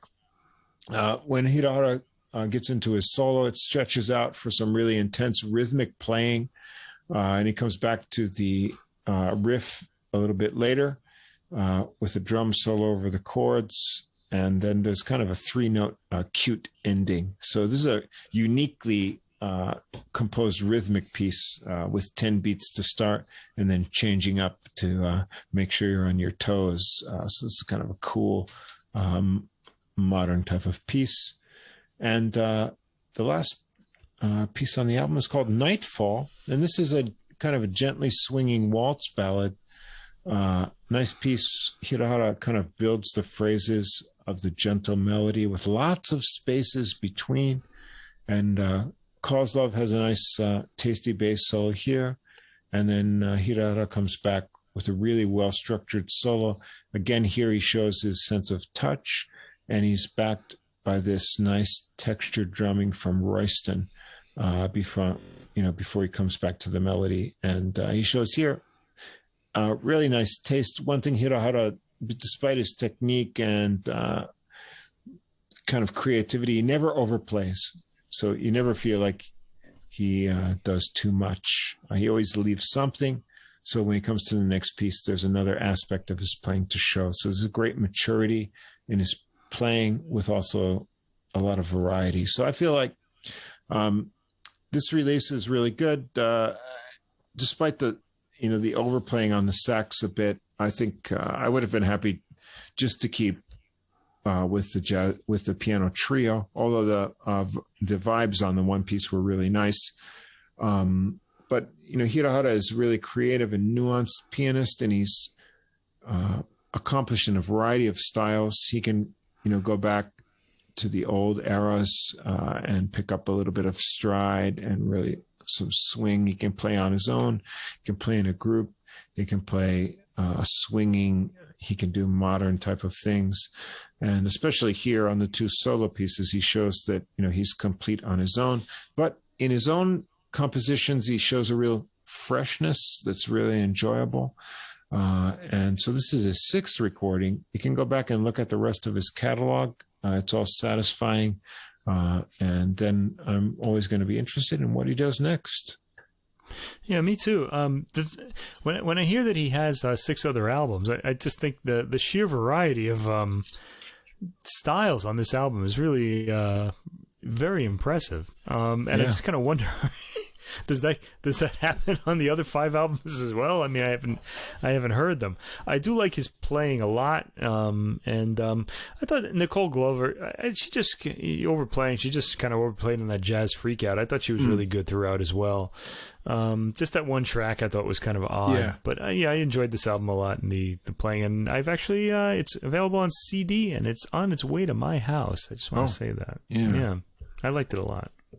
Yeah, he's got a really nice touch, and well, as we saw, good sense of harmony. His harmony too is kind of like harmony's I like nice. His ear, the ear he has for harmony. I like what he does with both hands, the balance, and it's something. Yeah, it's an older style, sort of concentrating on having like a rhythm section in your left hand, and sort of. Yeah, and I think I picked that out when he on the Scipiagin, because that was a quite forward, very much kind of modern chromatic recording, but on the sort of more ballad type pieces as an accompanist, he shines with the way he supports someone too. So yeah, I really think he's a pianist that deserves some more recognition, because he's got I think so too. A lot of nice elements in his playing that and as a composer, he's very interesting too. Like I said, that Cittadella and other ones had me really drawn in as to trying to map out what I'm listening to. So I liked it a lot. All right, on to jazz vocals. I can't wait. Okay, I love jazz vocals, really. On to the vocalists. So I've got 2 kind of contrasting in how should I say it? Life stage singers, but they're both really great. And again, bringing back some more old friends here. The first one is called Staying in Touch. And despite the spelling, and I don't want to pronounce these names, but I believe it's Shin Ig is the singer, a Danish jazz singer who's here with one of our old adult music friends, Thomas Fonnesbaek. Yeah, he was on the Pieranunzi recording. Yeah. And so these are Danish jazz musicians. And so Shin Ig is a Danish jazz vocalist. Should be about, we shouldn't speak of a lady's age, but here I think it's, I want to say it because I think that's one of the charms comparing these 2 recordings. So she's vocalist. She'd be about 43 years old, and she's recorded 8 albums under her own name, and also several collaborations like this one. And this is her second collaboration with Fonnesbaek, who we heard way back in episode 1 of Adult Music. Really? Hello World. That's right. Did we talk about that? Was one of the 2 we talked about on that episode? Stephen Hull and this one. Stephen Huff's got a new record coming out soon, by the way. So maybe we'll talk about that again. Adult Music duo recording with Italian pianist Enrico Pieranunzi on The Real You. And so he seems to... He's a bass player, by the way, just so people know. Yeah, Fonnesbaek is a bass player. He seems to really excel in these sort of duo type of formats because he's so awesome at doing more than just playing the bass. He's the whole rhythm section and other things. He plays with a lot of class too. He's got like a real, So I may include the recording. There's a concert from last year. It's an online concert in the COVID period with Shinig and Thomas Fonnesbaek, and he also on the recordings, I've only heard him play upright wood bass, but he also plays electric bass. And when he plays electric bass, he plays it more in a guitar-like style. So he includes, chordal type of things in his playing. So he's really accomplished in technique. And I believe he's a student of the other great bassist, Niels Henning Orsted Peterson. And so he's learned well, and he's also quite creative in his compositions, as we'll see here. So this is a really wonderful album here for the vocal quality and also the content and variety here. So we get started out with actually a Fonnesbaek original tune. Also, I think the lyrics are contributed by Hille Hansen. It's called Spring Waltz. And so on this whole album, we're treated with just voice and bass. And on a few tracks, there are some strings, which is a string ensemble called Live Strings. Occasionally, it's him bowing the bass, too. Yeah. He's doing that as well. He does some various things with bass, and then there's a string ensemble, live strings behind them. But for most of the tunes, it's just bass and voice. So you can imagine the challenges here. First, for the vocalist, must have extremely well-developed sense of pitch, and to be able to carry the melody over just that bass. And the bass player must be able to also be the rhythm section and driving the drums, and also include enough harmonic structure that it backs the tunes. That's all you're going to need on this recording, because these two are so great. This is so good. It's really good. And so on this tune, Spring Waltz, Fonnesbaek, he shows some really good composing on these tunes here. When Eve's voice comes out, you're going to see that her voice, this is a fully mature woman's voice, and it's got great warmth. And so she's a lady in her 40s, and you get that, like, as been there, done that. Yeah, in a good way. When you see her live, I'll include the video. She seems like such a warm and open, nice person, and that comes across in her vocals. But as the human voice ages, you develop different characters if you follow singers through their career. And she's been around for a while, but this warmth and maturity that comes through her voice, that really carries well through this whole recording, and I found it really intriguing. So the warmth comes through here on this Fonnesbaek tune. She can insert a nice bluesy phrase convincingly, which is interesting for a Danish singer. Do they understand the music, American music, the jazz feel, the bluesy feel? She's very good. She's got it. After the verse, there's an interlude here that has some jumping intervals. This really shows that her sense of pitch is really dialed in to be able to sing this way with the bass. Really nice vocalist. And she also shows, other than the warmth in her voice in mainly the mid and lower registers, she can get a lighter tone in the upper register when she wants. This is a nice original composition, lovely number to start things out. Second tune, jazz standard piece, Too Close for Comfort. And here Ig shows her really swinging ability on this standard. And when you've got this snapping walking bass Fonnesbaek lays down here, it's just like, you can hear the whole drum. He doesn't need the drums because he's really in a groove. So she shows her swinging ability here, and Fonnesbaek, he's really laying down these walking bass lines. She has a nice scat solo here too. She's got good jazz chops. Fonnesbaek takes a rhythmic solo, and he's the whole rhythm section here. And when she comes back in, one of the things that I really like about her singing, that, I look for in a vocalist is that joy of singing. As I mentioned, like we both like Catherine Russell. I get from, Shini joy in singing. She makes me happy when I listen to her. And I got that through this, number.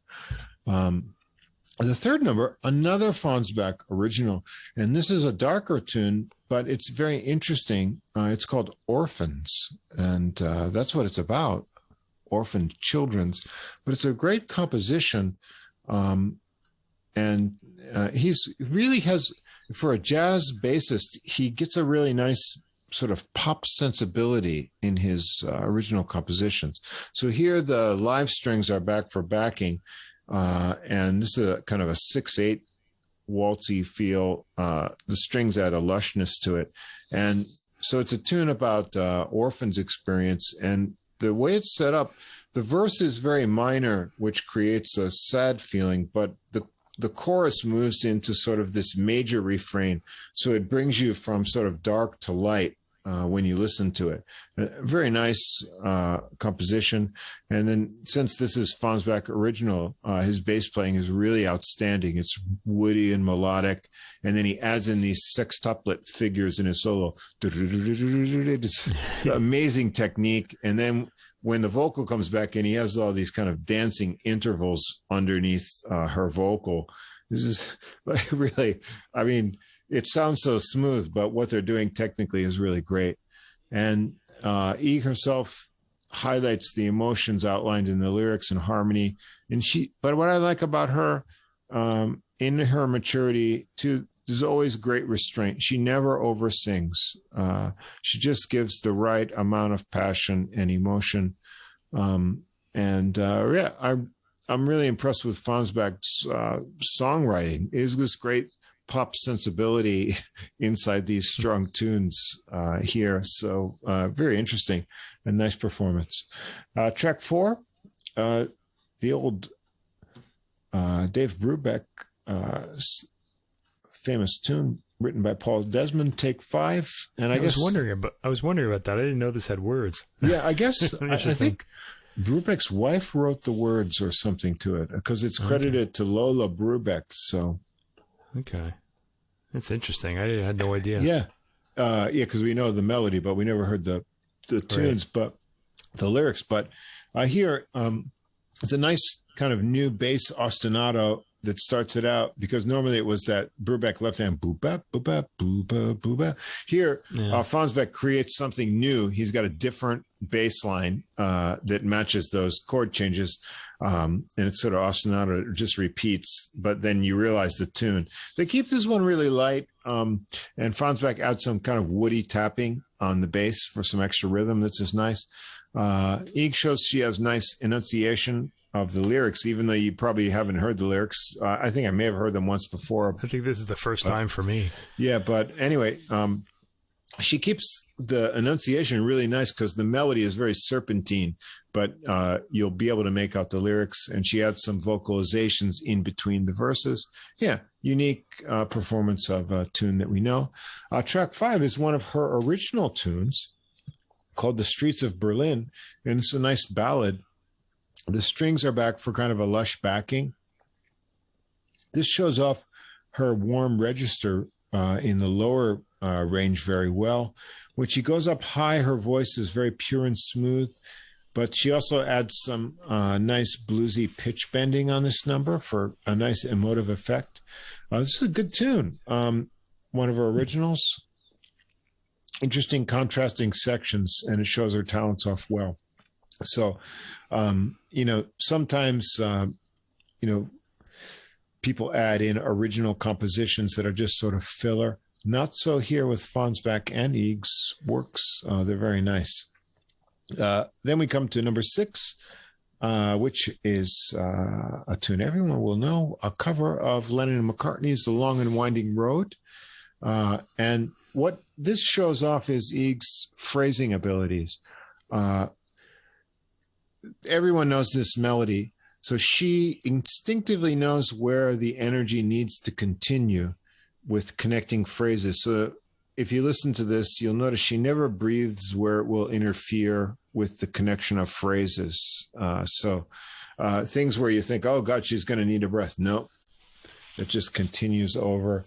Very tender, respectful treatment. And Fonnesbaek's bass is great underneath her vocals. So very respectful, maybe a bit conservative performance of it, but it's really lovely.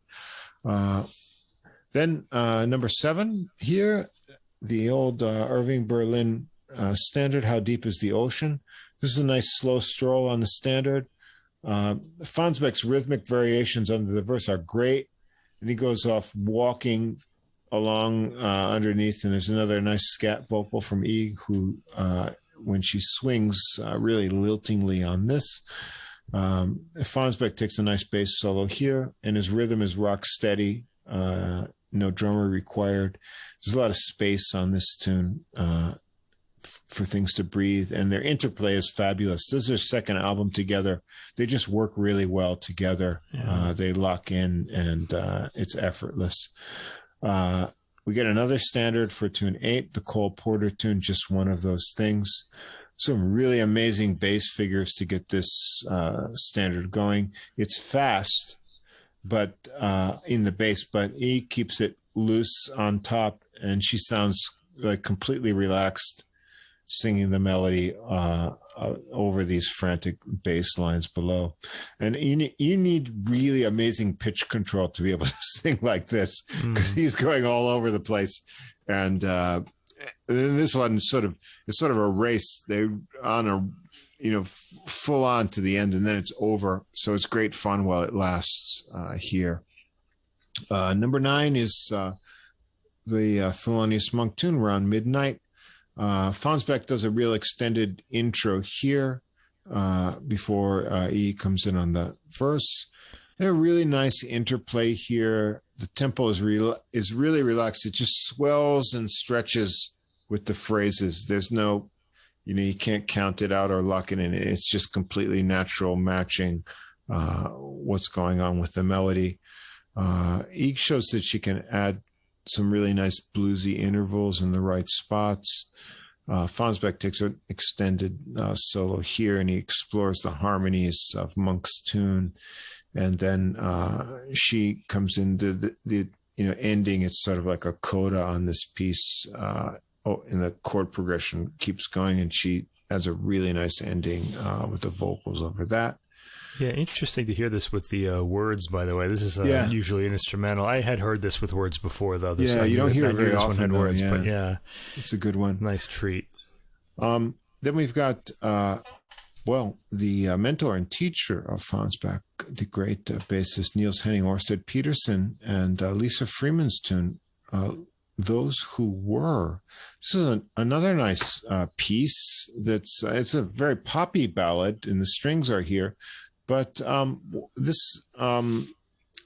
vocalists choose, the song makes the vocalist in a lot of cases, in the case of a lesser vocalist. But here we've got, she's a great singer, and this song just shows off her talents well. This allows her to jump between registers in the melody, and it really shows off her warm tone, and then, her higher register too. So, and then in here, because the strings are sort of, providing the harmonic background. Fonnesbaek has a really nice solo here that the strings back to, so it gives them a little bit more space to work on here. And then the tune ends with a kind of interesting tune, the Dry Cleaner from Des Moines, which was a sort of collaboration tune between Charles Mingus and Joni Mitchell back in the day. I think probably Mingus is usually credited with the composition. But they do it in a really swinging fashion. And here E shows off her jazz chops a lot over Fonnesbaek's kind of driving bass. There's a lot of intervals here in the melody, and she gets another scat vocal, and it's charging along, and then suddenly it ends. So be ready for that final ending. So, yeah, this is a fine recording. It sounds wonderful.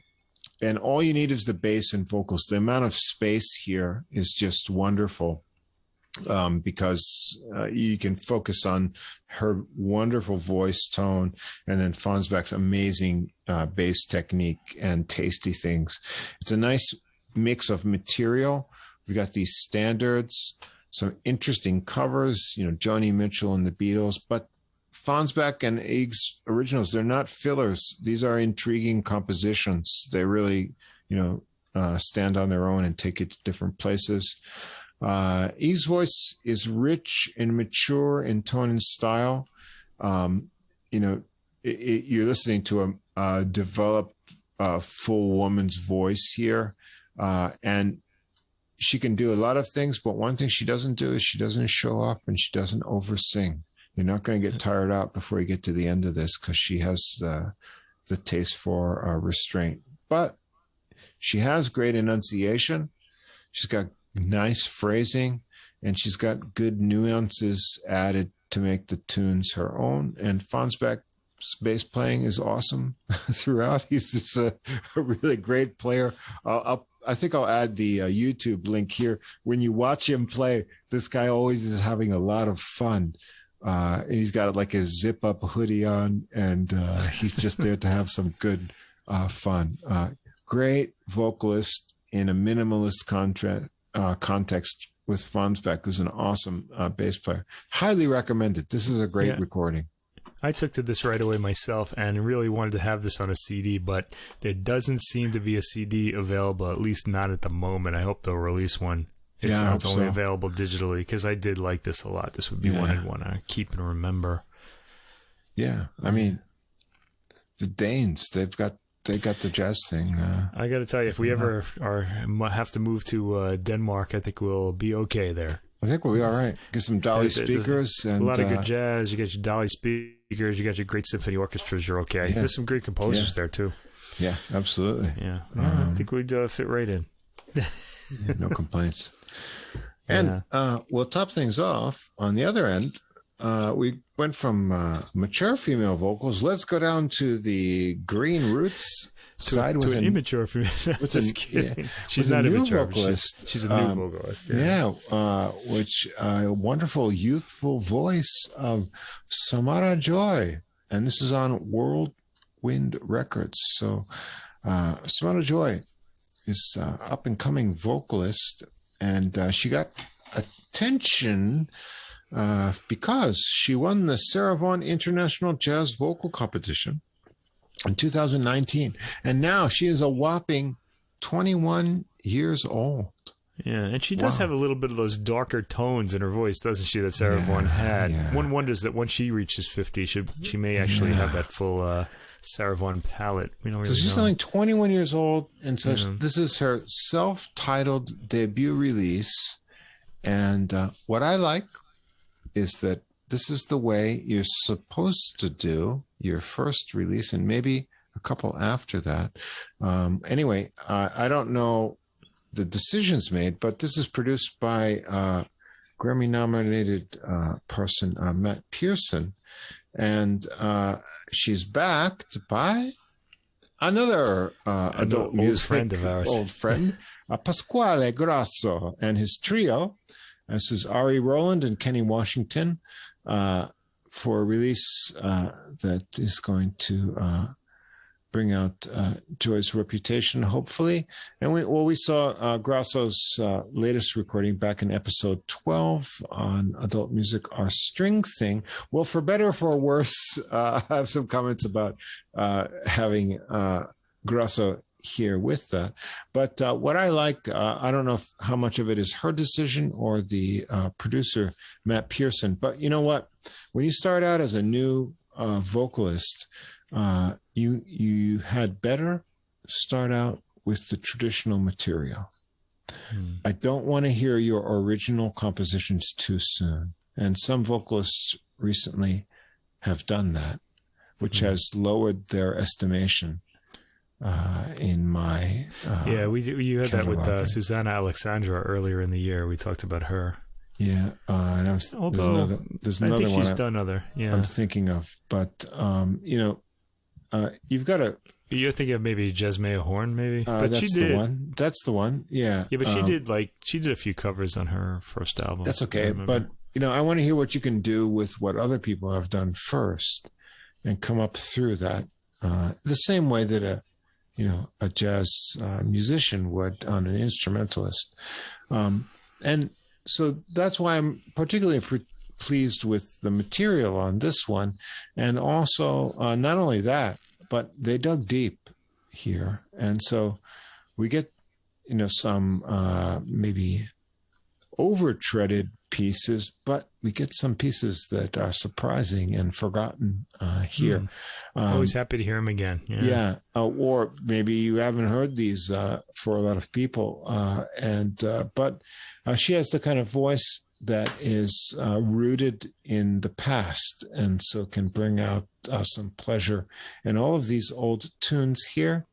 And she does that and pulls you back into the past while giving her, young voice addition to these things. So this is really fun. So we start out, what could you start out more classic than Hoagie Carmichael's Stardust? Right. And, Grasso starts it out, and then Samara comes in on the intro, and right away you're going to be struck with the sound of her voice. This is a very youthful voice. It's very pure and honest. Yeah. And so that tonal quality is going to strike you right away. The next thing you'll get after she comes through a few lines of this is also excellent enunciation.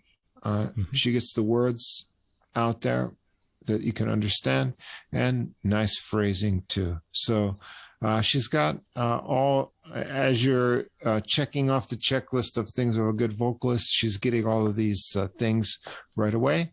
And her tonal quality is really interesting here. She gets a really clear sound on the high notes, but when she comes down in the lower register, she can get this real warm roundness on vowels when she chooses, which I really liked. Yeah, I like it too. I like that too. Yeah, really nice. Track 2. Another. Yeah, by the way, before we get into track 2, I just want to say about track 1, Pasquale. It's her and Pasquale Grasso only, I think, on this track. Right.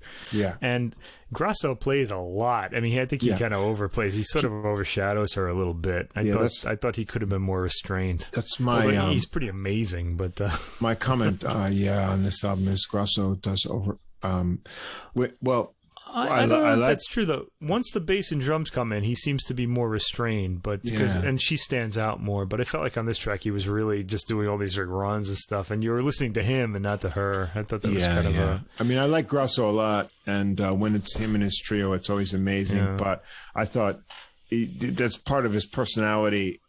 It's just the way he plays with those huge arachnid type of finger joints that he has and stuff. So. Yeah, but I felt like once the bass and drums came in, like she was the star again. He was kind of filling in. I mean, she's wonderfully restrained vocalist, and so sometimes I just feel like she could do with a player who is a little bit more restrained than Grasso. No cut against her. I like Grasso's playing a lot, but sometimes I found like I was listening to him too much rather than her playing somewhere else. And then that comes up later. But so track 2, another jazz standard, Everything Happens to Me. This one's nice swinging arrangement here. She gets really relaxed singing here. All the accents are just where you want them in the lyrics. Grosso takes a solo. There's a nice bowed bass solo, which comes up more than I had expected on this album. Always a nice thing. And on the last verse, Joy shows her vocal range, and she conveys the joy of singing really well in this one. She's a singer that will make you feel happy. Track 3, digging a little deeper. If You Never Fall in Love with Me, a tune we don't hear too often. This one's got a lot of tricky rhythms and things to navigate, but Samara Joy takes them on gracefully. Who's the writer? This is Sam Jones. Okay. Here, another one, Grosso, I think a bit busy behind her with his rhythmic figures, a bit distracting. Just tone it down a little bit. They're having a lot of fun, but, a little bit much maybe here. Track 4, Let's Dream in the Moonlight. Matt Melnick tune. Here is a very fast tempo over driving bass, and Samara Joy phrases the melody really nicely. Pasquale comes in with one of his lightning speed solos. You can just see those finger joints and knuckles flying all over the place. And he also trades with the drums at the end before the drums come back in. 5, Frankie Lane. It Only Happens Once. There's a really nice strolling tempo here. You're in a time machine here. She takes you back. How can this young girl have captured, the vocal style of early periods? I don't know what she was listening to, but she's got it. Lovely melody. She puts just the right emotions into the lyrics, and she adds some lilting ornaments perfectly with great phrasing. I like Pasquale's solo here. It's really nice. Some fun cascades. They're just these kind of things that he could do on that fretboard. And Samara Joy adds a nice ending for the last verse. And I like the way she controls her vibrato. Then we get to a tune. I really like this tune, Jim. Yeah. This stood out for me too. I was kind of the lyrics were pretty interesting. It's a great lyric melody tune. Cesar Petrillo, Milton Samuels. It goes back to the 40s. This just starts out with vocal and bass. This tune has a great melody, and she hits all the interesting intervals with great enunciation, and she picks up the intensity and variety in the following verses. But I like, again, even at her young age, she's got the restraint. She never oversins this. And here, another nice Pasquale solo and a bowed bass solo. And she brings some nice high notes on the end. This is a great tune. I really like the lyrics on this one, too. It's like, I love this guy, Jim, but it's never going to work out. But, I can't help it. This is great. This is a fun, a forgotten tune, but they dig deep for this one, and it works out really well. Track 7 is The Trouble With Me Is You. There's another nice swinging tune. Great title. Yeah, and it incorporates this stop time in the vocal verse, which is really cool. And this is just bass and guitar, no drums.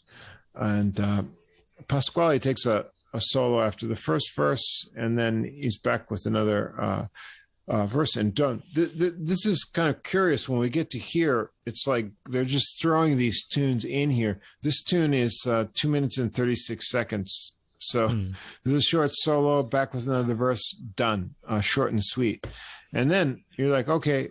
Then we get this tune by Kitchens and Herzog, If You'd Stay the Way I Dream. Another great title. Waltzing nicely here, but the tune is done in 1 minute and 57 seconds. Right. It's like, boom, we're just out. Then the more familiar Lover Man, Where Can You Be? On track 9, This is still rather short, not as short as the previous ones. Nice treatment. She shows some bluesy inflections here, but it's still a kind of short to the point version. Track 10 is Only a Moment Ago, Milton Ager and Billy Rose. This was, I believe, made famous by Tommy Dorsey. And it's a little bit more of a Latin-y feel here. And Samara Joy does the melody really nicely. Then we've got Moon Glow, track 11. This is a really nice, relaxed, swinging tempo. Again, some stop times for the vocal. It gets her to show her phrasing abilities really well. And then after this one, there's some unison vocalization with the guitar mixed with the bass bowing section. It's a really nice touch. And we end up with But Beautiful. And this is just vocals and guitar. And she introduces the melody really beautifully here over Grasso's comping. This is a tune with a lot of space and potential to build to a climax. And Grasso is a bit more restrained here, a short solo, which, since there's no bass or drums, he accompanies himself, adding a bass line, which he's really good at, being a one-man ensemble. And Samara Joy's last verse here brings her into the higher register. She wraps it up with the style, but she doesn't push it too much. So it ends sort of, on this sort of a bit of subdued note. So I really like this recording. This is a great young, talented vocalist. She's youthful. She has a really pure voice, which is nice. You can only have this kind of voice when you're really young. However, she has a maturity of style. She's obviously listened to her Sarah Vaughan and Billie Holiday and numerous other singers of this time. Vocalists. And well, she's young. We just listened to Shin-i, a mature woman that has its own charm on its own. But you know what? The common point is, and this is the most important thing to me for a vocalist, is they give you the joy of singing.